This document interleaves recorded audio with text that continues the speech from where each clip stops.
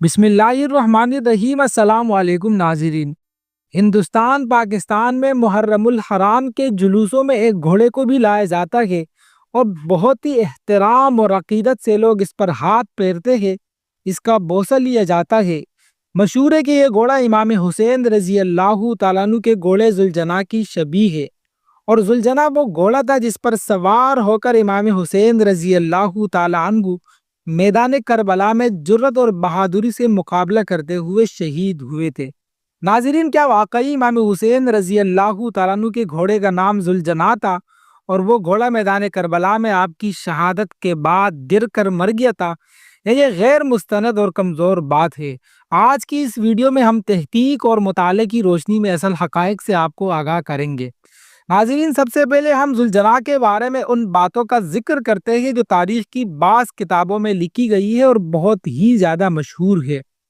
روایت ہے کہ اللہ کے نبی صلی اللہ علیہ وسلم کے دادا جان عبد المطلب کو یمن کے بادشاہ سیف بن ذی یزن نے 4 گھوڑے ہدیے کیے تھے، اور اس وقت رسول اللہ صلی اللہ علیہ وسلم کی عمر مبارک 8 برس تھی۔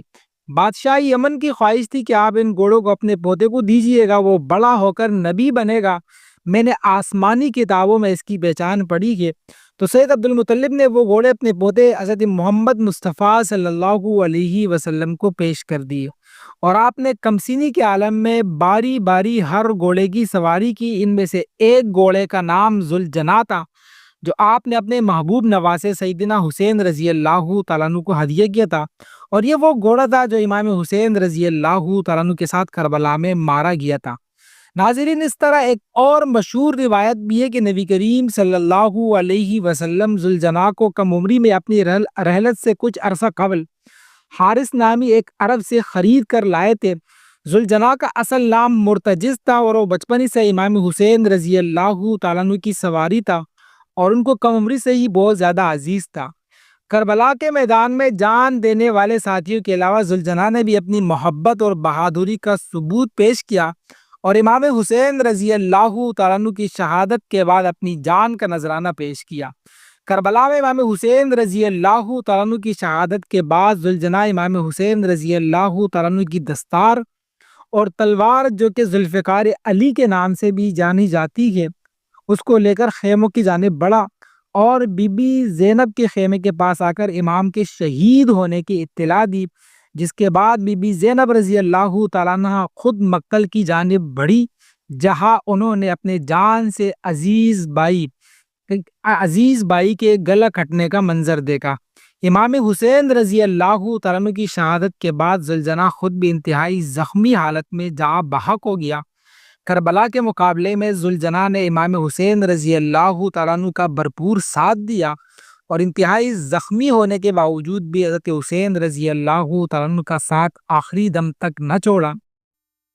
ذوالجناح نے کربلا کے دوران کئی یزیدی فوج کے سپاہیوں کو بھی موت کے گھاٹ اتارا ہے۔ ناظرین، ذوالجناح کے لغوی معنی ہے بازو یا پر والا۔ حسین ابن علی رضی اللہ تعالیٰ عنہ کی شہادت کی یاد میں محرم الحرام کی 10ویں تاریخ یعنی یوم عاشورہ کو اہل تشیع کی جانب سے تعزیے نکالے جاتے ہیں اور اہل بیت کی شہادت کا ماتم کرتے ہیں، جس میں ذوالجناح بھی ان کے ہمراہ ہوتا ہے۔ کہا جاتا ہے کہ ذوالجناح جسمانی ساخت کے لحاظ سے دوسرے جانوروں سے مختلف تھا۔ اس کی پیشانی پر ایک خوشنما اور چمکدار ابھار تھا۔ کچھ بہت ہی غیر مستند مورخین نے ذوالجناح کے بارے میں یہ بھی لکھا ہے کہ ذوالجناح کا شجر نسب حضرت اسماعیل علیہ السلام کے گھوڑے سے جا کر ملتا ہے۔ ایک اور روایت بھی مشہور ہے کہ حضرت ابراہیم علیہ السلام جس گھوڑے پر فلسطین سے مکہ آئے کرتے تھے، اسی گھوڑے کے نسل سے ہے۔ بعض کے مطابق یہ ذوالجناح کوئی عام گھوڑا نہ تھا، بلکہ ایک جن تھا جو اللہ کے حکم کے مطابق اہل بیت کی خدمت پر مامور تھا، اور اپنی پرس کی تکمیل کے بعد سن 61 ہجری کو واپس لوٹ گیا۔ ایک روایت کے مطابق مصر کے علاقے اسکندریہ کے بادشاہ مقوقس نے رسول اکرم صلی اللہ علیہ وسلم کی خدمت میں ایک خاتون سودا بنت زمعہ کو اور ایک بے مثال گھوڑا روانہ کیا تھا۔ رسول اکرم صلی اللہ علیہ وسلم نے حضرت سودا کو عقد کے ذریعے داخل حرم کیا، اور گھوڑے کو پرورش کے لیے سیدنا علی المرتضیٰ رضی اللہ تعالیٰ عنہ کے سپر کیا۔ رسول پاک صلی اللہ علیہ وسلم اکثر مسجد سے نکل کر اپنے گھوڑے کو دیکھنے جایا کرتے تھے۔ ایک دن مسجد سے نکلے اور استبل کے پاس پہنچے تو دیکھا کہ ذوالجناح کے قریب مولانا امام حسین رضی اللہ تعالیٰ عنہ کھڑے ہیں اور اس کی گردن اور چہرے پر ہاتھ پھیر رہے ہیں، اور ذوالجناح بار بار اپنے سر کو امام حسین کے قدموں میں جھکاتا ہے۔ امام حسین اس کو پھر پیار کر جاتے ہیں۔ کافی دیر تک رسول اکرم صلی اللہ علیہ وسلم کھڑے ہو کر یہ منظر دیکھتے رہے۔ پھر رسول خدا صلی اللہ علیہ وسلم امام حسین کے قریب آئے اور کہا، حسین یہ گھوڑا تمہیں اچھا لگتا ہے؟ تو انہوں نے کہا کہ جی میں اس سے بہت زیادہ پیار کرتا ہوں۔ تو اللہ کے رسول نے فرمایا، جب ہی تم اس سے پیار کرتے ہو، یہ ہم نے آج سے آپ کو دے دیا ہے اور آج سے یہ تمہارے نام ہو گیا ہے۔ ناظرین، اس گھوڑے کے حوالے سے مورخین نے اور بھی بہت ساری باتیں لکھی ہے، بہت سی روایات لکھی ہے۔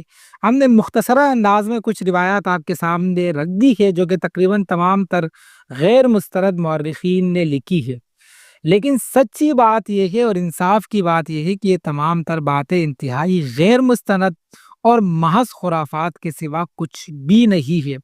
اس کی سب سے بڑی دلیل یہ ہے کہ ایک گھوڑے کی اوسط عمر 20 سے 25 سال ہوتی ہے۔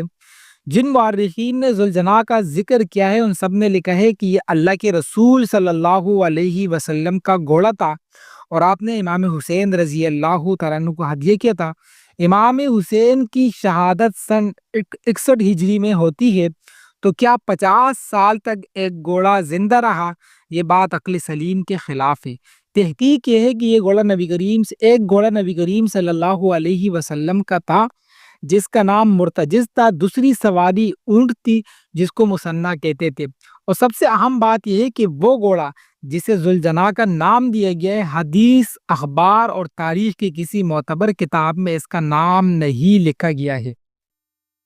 ذوالجناح تو ایک شخص شمر بن لہیہ کا لقب تھا اور کسی گھوڑے کا یہ نام تاریخ کی کتابوں میں نہیں آیا ہے، اور اگر چند گھوڑوں کے نام ذوالجناح ہو اور اس کے ساتھ ذو کا لفظ جوڑ کر ذوالجناح بنایا جائے تو یہ گھوڑا بھی امام حسین رضی اللہ تعالیٰ عنہ کا نہیں ہو سکتا ہے۔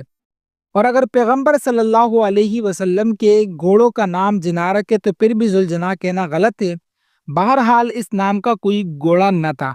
کشف الغمہ ایک مشہور کتاب ہے تاریخ کی، اس میں واضح الفاظ میں لکھا ہے کہ امام حسین رضی اللہ تعالیٰ عنہ نے کربلا کے موقع پر فرمایا ہے، یہ کربلا مصائب کی جگہ ہے، یہ ہماری اونٹنیوں کے بیٹھنے کی جگہ ہے، اور یہ ہمارے کھجاوے رکھنے کی جگہ ہے، اور یہ ہم مردوں کی شہادت گاہیں ہے۔ امام حسین رضی اللہ تعالیٰ عنہ کے پاس اونٹنی تھی، اسی لیے انہوں نے فرمایا کہ یہ ہمارے اونٹنیوں کے بیٹھنے کی جگہ ہے۔ اگر گھوڑے ہوتے تو اونٹنی کیوں کر کہتے؟ پھر تو یہ کہتے کہ ہمارے گھوڑوں کی بیٹھنے کی جگہ ہے۔